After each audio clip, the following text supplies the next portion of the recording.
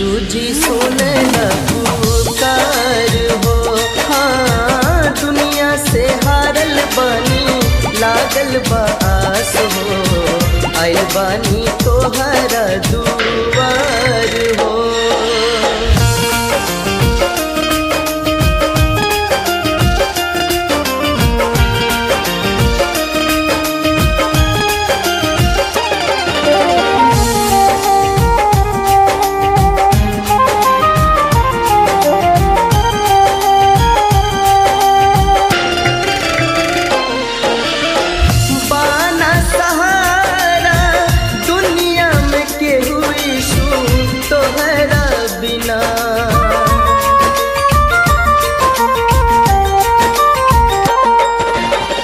सोचत रहीला फिर नजरिया यीशु कवनो दिना, सबका से उठल जाता हर दिन विश्वास हो।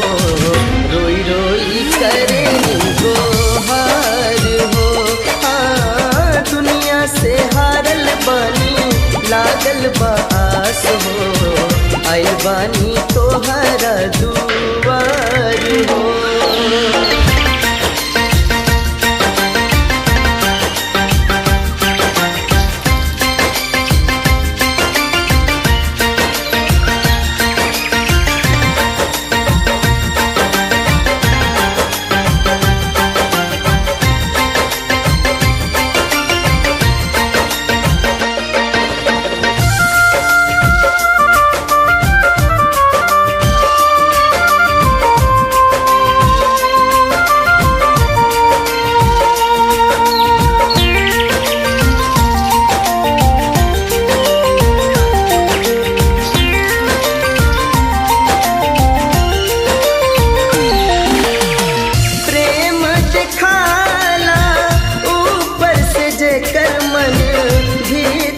से काला